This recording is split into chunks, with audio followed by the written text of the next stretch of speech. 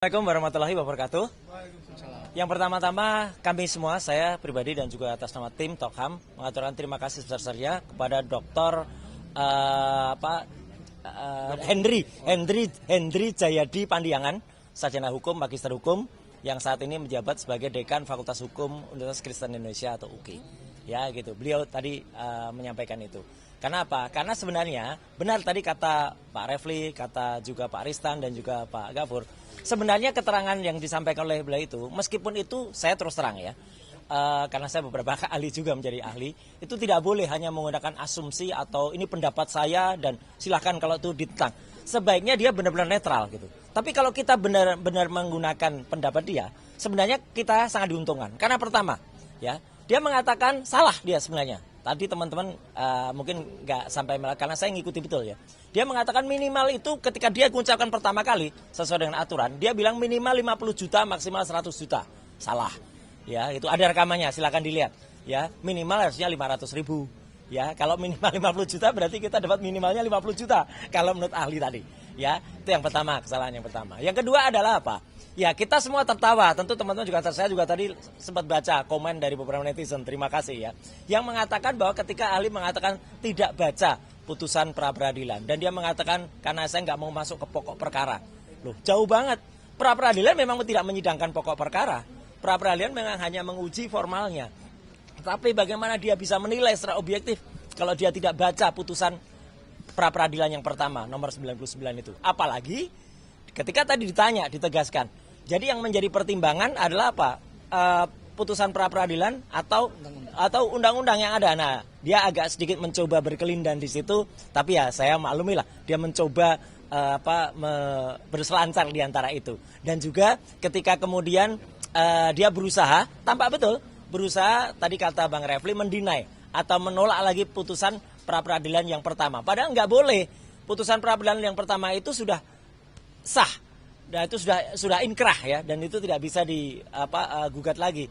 Jadi harus, dan ini sebenarnya hari ini hanya menguji saja ya apa yang sah atau apa yang tidak dari permohonan kami. Dan sekali lagi terima kasih dari ahli ini. Yang paling penting adalah apa? Dia mengatakan bahwa imaterial itu boleh ya, imaterial itu boleh dimintakan atau boleh dimohonkan. Ya, hanya mungkin dia tadi menggunakan dasar yang kemudian dibacakan lagi oleh Mas Gafur Sang Aji. Jadi sekali lagi tolong ya, ini pesan saya kepada semua ahli, kalau mau membicara soal undang-undang, baca dulu undang-undangnya.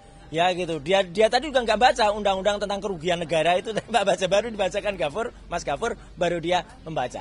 Jadi itu ya pendapat saya. Tapi sekali lagi saya ngaturkan terima kasih kepada Pak Dr. Hendri Jayadi Pandiangan, karena apa? Sekali lagi itu menguntungkan kami. Ya, itu menguntungkan kami untuk biar kami nantinya akan bisa melakukan simpulan yang besok akan kita bacakan jam 2. Bukan dibacakan, diserahkan. Tidak ada pembacaan. Jadi hanya diserahkan jam 2 siang. Dan insya Allah meskipun tadi hakim belum memastikan, tapi kita mohon hari Kamis itu putusannya juga siang. Supaya kita bisa dan yang penting lagi bukan hanya hari Kamis, hari Jumat lusanya. Silakan datang lagi untuk pra-peradilan yang keempat. Ya, kita sudah mendaftarkan pra-peradilan yang keempat dan jadwalnya adalah besok hari Jumat. Ya, kita tunggu jam 9 ya, jam 9 pagi. Jadi itulah pra-peradilan keempat. Tentang apa? Tentang pencekalan. Ya, gitu. Ya, pencekalan dan ada beberapa ya gitu, tapi yang penting tentang pencekalan.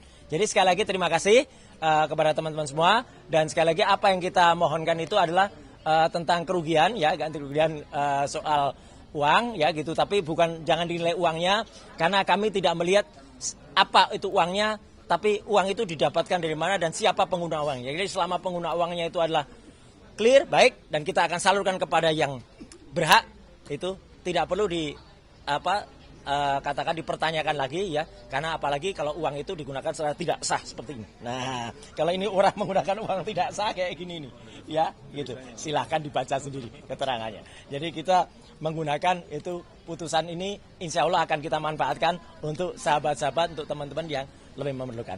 Sampai jumpa besok mungkin singkat banget ya gitu, tapi silahkan jumpa lagi. Yang ramai adalah hari Kamis dan juga hari Jumat di tempat ini. Sekian, terima kasih. Wassalamualaikum warahmatullahi wabarakatuh. Waalaikumsalam warahmatullahi wabarakatuh. Ya. Cukup ya. Cukup ya. Cukup ya.